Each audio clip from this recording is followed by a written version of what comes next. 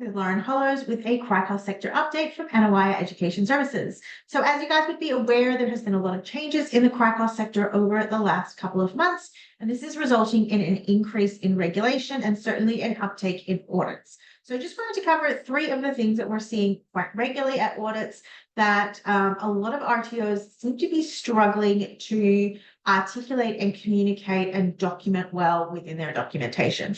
So the first is how you structure your 20 hours of structured study. This is obviously a visa requirement for international students that have to participate in 20 hours of structured training a week. Now, under Section 18.9 of the ESOS Act, we have a section that says that you have to deliver 2/3 of that face-to-face for vet cohorts, and then a third of that can be delivered online. And there's actually a definition within the National Code 18.9 of, what that particularly looks like.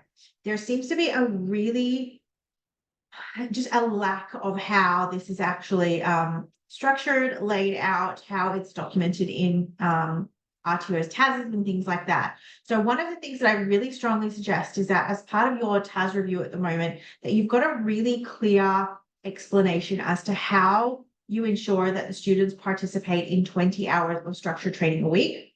If you are doing 1/3 or less, so a lot of providers will do like a quarter. So either a third or a quarter of that time, if you're doing that online, how are you actually actively monitoring that? So that's definitely something that's not well documented in a lot of TASs. And there's certainly a wide breadth of providers out there. Some of them don't really monitor it at all. That's definitely a no-no under the standards. Others are monitoring it term by term. Others are monitoring it week by week. Others incorporate it into like course progression and things like that. But you want to have a really clear strategy. Now, our recommendation at the moment, especially given what we're seeing at audits, is that you are checking that weekly alongside of your students' attendance. Now, obviously, within the international sphere, there's actually not a requirement under the ESOS standards to monitor that attendance weekly. So the reason why I say that is because under VET, it's really focused on course progression. However, what we are seeing more and more in audits is that there is a strong push and desire for the regulator to see RTOs monitoring attendance on a weekly basis. Okay. Now, the reason why it is important to monitor attendance in some way, shape, or form is because attendance is one of the first indicators that we're going to see. That's going to be an early indicator that you're going to end up having course progression issues. If your students aren't showing up, okay, then it's very unlikely that they're going to be able to stay on top of all of their assessments. And certainly it's going to be very difficult for them to actually get the training that they need in order to be able to pass through the assessments. Now, if you don't have a very good quality of assessments, it might be easy for them to pass through it. If you're not doing enough practical assessment, it might be easy for them to pass through it as well.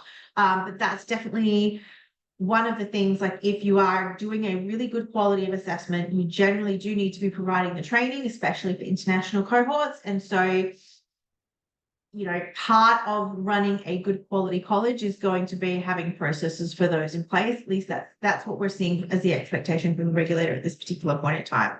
So how you monitor attendance, how you monitor course progression, definitely recommend monitoring course progression a minimum of twice per term, and how you are documenting your 20 hours.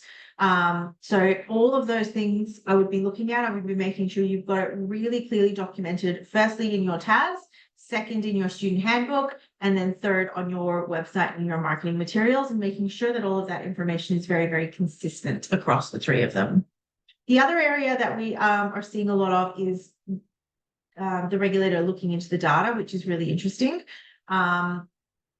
Your data says an awful lot, and we've got a whole range of videos on this website explaining how your data actually does make a big difference. So what I would be looking at is taking a look at your PRISMS breaches, taking a look at how you're managing your non-commencements, taking a look at, making sure that you're having regular that you've basically got a regular process to go in and check for visa cancellations and that you've got a process for managing those visa cancellations. We're seeing a lot of visa refusals at the moment, which is triggering an automated visa cancellation. Students, if they want to continue studying with your organization, then need to go and basically apply for an appeal, get themselves a bridging visa, and then generally they're allowed to resume their studies. However, there's definitely a lot of providers out there that don't have those policies outlined and that are not regularly checking the data. So this is going to boil down to like your admin, making sure that they've got very, very good processes to maintain all of this. Even just double checking things like your addresses, making sure that all of the addresses of the students are uploaded. And when ASQA does check your data, because students who are on a bridging visa, that information does not appear within PRISMS. So it will look like your students are studying without a student visa. Just making sure that you have the VIVO checks for those is really, really important to have that sort of information and documentation in place.